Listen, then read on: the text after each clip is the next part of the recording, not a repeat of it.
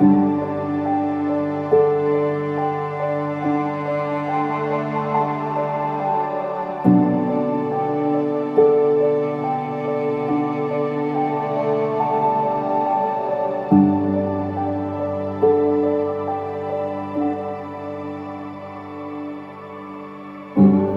the book of Genesis, we find the Lord looking over his creation.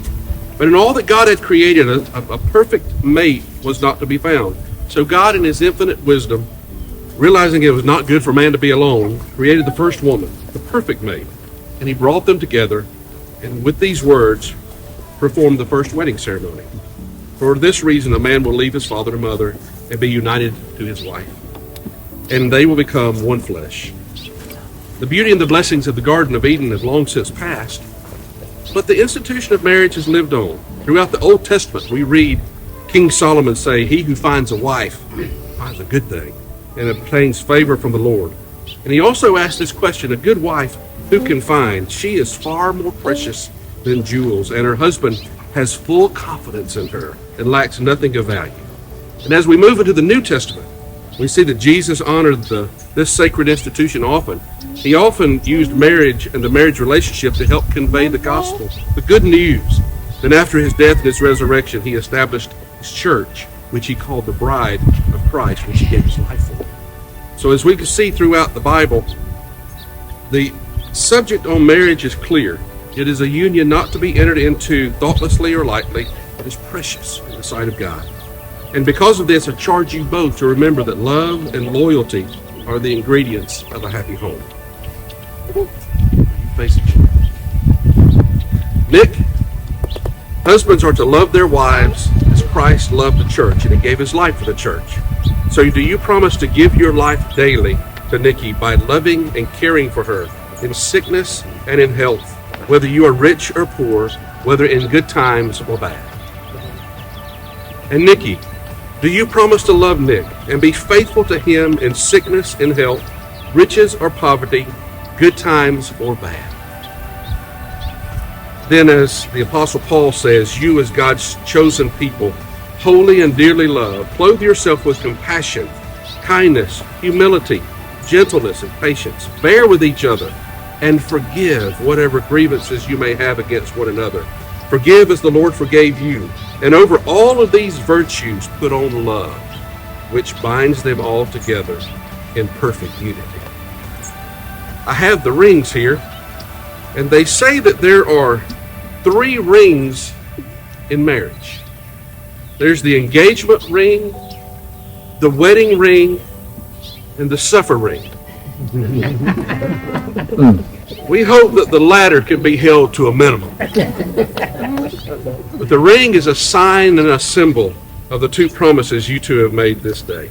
Nick, if you would take Nikki's left hand in yours and repeat after me.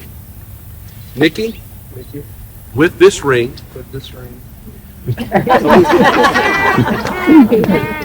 Let's start all over. Let's make sure we get this right. Nikki.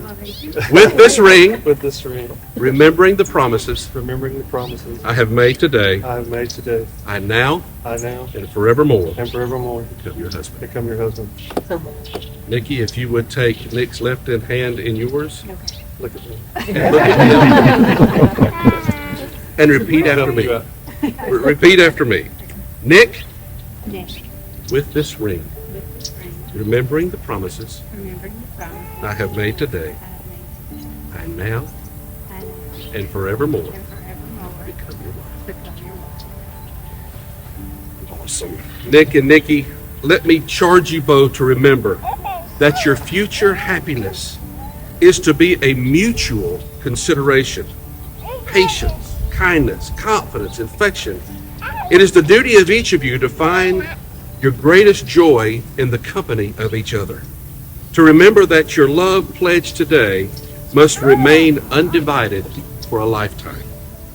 It is your duty, Nick, to be to Nikki a considerate, tender, faithful, and loving husband, to support, guide, and cherish her in prosperity and trouble, to thoughtfully and carefully enlarge the place she holds in your life, to constantly show her the tokens of your affection, to shelter her from danger, and to love her with an unchangeable love.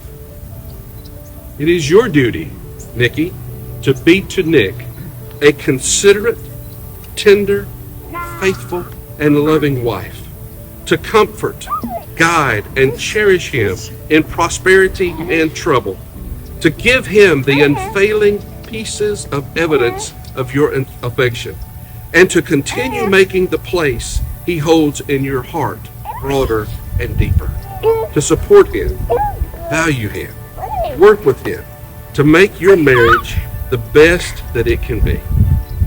I call your attention to the seriousness of this decision which you have made today and the covenant that you are declaring before God. May your love be patient, kind, not jealous or boastful, not arrogant or rude. May your love not insist on its own way, not be irritable or resentful, not rejoicing in the wrong but in the right. May your love bear all things, believe all things, hope all things, endure all things. May your love never end. Because of the promises you two have made today to each other, before all of these witnesses and before God, I pronounce you husband and wife. Nick, you may kiss your wife.